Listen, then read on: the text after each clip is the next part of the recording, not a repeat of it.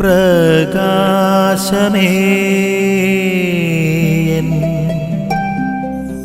മിഴി തുറക്കുക വേഗം.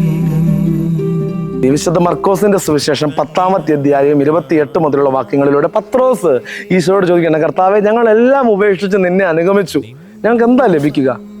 മുക്കുവന്മാരായിരുന്ന ചുങ്കസ്ഥലങ്ങളിലായിരുന്ന ശിഷ്യന്മാരൊക്കെ അവരെല്ലാം ഉപേക്ഷിച്ചവരാണ്. അവരുടെ ജോലി സ്ഥലങ്ങൾ ഉപേക്ഷിച്ചു. അവർക്ക് എന്താണ് ലഭിക്കുക എന്ന് ചോദിക്കുന്നുണ്ട്. ഈശോ ഈ വചനത്തിലാണ് പറയുന്നുള്ളത്, ഈ കർത്താവിനെ പ്രതിയുള്ള ഉപേക്ഷിക്കലുകൾ നടത്തുന്ന വ്യക്തിക്ക്, അത് മക്കളെയാകാം, ഭാര്യയാകാം, അപ്പനെയാകാം, അമ്മയാകാം, പ്രിയപ്പെട്ടവരെയാകാം, കർത്താവിനെ പ്രതിയുള്ള ഉപേക്ഷിക്കലുകൾ നടത്തുന്ന ഒരു വ്യക്തിക്ക് ചിലപ്പോൾ ഈ ലോകത്തിൽ ഒന്നും കാര്യമായി ലഭിക്കണമെന്ന് നിർബന്ധമല്ല, പക്ഷേ വരാനിരിക്കുന്ന ലോകത്തിൽ അവന് നിത്യജീവൻ ഉറപ്പാണ് എന്നുള്ളൊരു ഓർമ്മപ്പെടുത്തലാണ്. നമുക്ക് ഈ വചനം കേൾക്കുമ്പോൾ കർത്താവിനെ പ്രതി ഉപേക്ഷിക്കലുകൾ നടത്തുന്ന, പ്രത്യേകിച്ച് വൈദികര്, സമർപ്പിതര്, സിസ്റ്റേഴ്സ്, അങ്ങനെയുള്ളവരൊക്കെ നമുക്ക് ഓർക്കാം, അവർക്ക് വേണ്ടിയൊക്കെ പ്രാർത്ഥിക്കാം. നമ്മെ തന്നെ ഉപേക്ഷിച്ചുകൊണ്ട് കർത്താവിന് വേണ്ടി പ്രവർത്തിക്കുവാനുള്ള കൃപ അനേകർക്ക് നൽകണമേ. അനേകർക്ക് എല്ലാം ഉപേക്ഷിച്ച് കർത്താവിനെ അനുധാവനം ചെയ്യുവാനുള്ള വിളി നൽകണമേ എന്ന് നമുക്ക് ആത്മാർത്ഥമായി പ്രാർത്ഥിക്കാം. അതിനുള്ള കൃപ ഈശോ നൽകട്ടെ. ആമേൻ.